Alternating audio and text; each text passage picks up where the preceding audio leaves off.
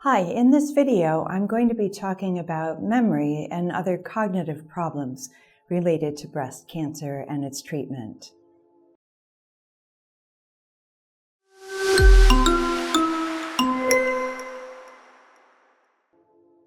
It's hard to imagine that you're going through anything more complicated than breast cancer and its treatment, and then you're told you might have memory problems. There's a known phenomenon of what's called chemo brain. I don't particularly like the term, but it's the one you'll see used most often. Sometimes people refer to chemo fog, because what they're describing and what they have problems with is a little bit of spaciness and some word-finding problems. Before I go to chemo brain or chemo fog, I thought I'd back up and go to the cognitive or memory effects of a breast cancer diagnosis itself. It turns out that when you're first diagnosed with breast cancer, because of the shock to your system, the interruption of your story, all the information that's coming at you, emotional, cognitive, and social load that's been added to you, a lot of people describe problems with executive function, things like concentrating or remembering things, especially mostly recent things. If you put yourself in the situation, let's say, of a friend going through something pretty dramatic, a divorce or moving or a new job or problems with the kids, you could see how that type of stress could lead to problems with executive function. In the best studies that have looked at cognitive problems with breast cancer, the studies have looked at cognitive function after diagnosis and then followed people all the way through. And what was found is that people do indeed have problems remembering things and concentrating, even when they haven't started any particular anti-cancer treatment. So this is how we know that breast cancer itself and the disruption associated with just the diagnosis can lead to problems with thinking.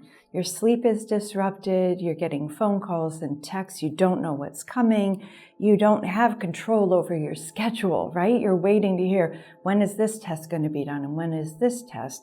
That kind of time confetti that happens in your life where your time isn't your own can make it really hard to concentrate. Then we throw in different treatments like chemotherapy, and that can disrupt memory and other executive function even more. Why would that happen? Well, we don't actually know what causes chemo fog or chemo brain, and although many studies show that it's actually not more common if you get chemotherapy than if you don't, in my experience, and with enough literature suggesting there is cognitive dysfunction, I actually believe this is a true thing. So the literature is a little mixed, but most people who take care of people who've had breast cancer believe this to be a true phenomenon. Plus, if it's true for you, it's true. So why would chemotherapy cause problems with cognition? Well, we mess up your sleep. We give you corticosteroids to help you not be nauseated and not vomit. And that can mess up your sleep. So much so, I've had patients say, and I think I mentioned in other videos, patients say they want to paint the whole living room. They have that much energy, and it's really hard for them to relax. The other thing that we think may cause problems with cognition is the chemotherapy agents themselves, although nobody really understands the mechanism, that is, how do the chemicals affect the brain. The other thing that happens with chemotherapy is that your hormonal system, your ovaries, if you have functioning ovaries, are affected by chemotherapy, and being put into chemopause or temporary menopause, or even if you don't stop menstruating, your ovaries are affected, as are all rapidly dividing tissues. So you can have hormonal fluctuations that can affect your ability to sleep well and also to concentrate. And then, of course, chemotherapy is a pretty big cognitive load. You're getting loads of information. You're watching videos like this one. Again, you're not the owner of your time. You're thinking about the future, so it's really hard to be present. and the rest of your life continues. It's not like you have cancer, you hit the pause button, and all of a sudden your kids don't need you, or your job doesn't need you, or your partner doesn't need you, or your parents don't need you. So I think it's a very complicated phenomenon. I believe it's real. And next I'm going to talk about what can you do. The first thing you want to think about, which is kind of a funny thing to say when we're talking about thinking, the first thing you want to think about is being especially kind to yourself. We can be incredibly demanding on ourselves. We expect ourselves to function just like this, and we have other people around us expecting us to function just like this as well. We can actually have some shame. You might have shame that you can't find your keys, or that you can't think of a word, or that you're not as productive at work as you were. And that can bring on a lot of shame, that somehow you're doing something wrong, there's something wrong with you. The other thing to know is that most of the time this is not permanent, although some people will describe not being the same since they had chemotherapy. Most people do notice that their cognition returns to normal after they're done with their cancer treatment, and that can include endocrine therapy, which you know goes on for a long time. So you're going to want to think of some adaptive strategies to get you through this time if you do notice cognitive problems during breast cancer and its treatment. So what are some adaptive strategies? Number one, you want to ask people around you to give you some grace. Not only are you going to give yourself some grace, but you're going to ask other people to as well. And that includes supporting you with reminders and following up on things if they're concerned that maybe it's slipped through the cracks. Again, that can feel like your autonomy is being threatened, but really it's your whole team helping you out. Write things down.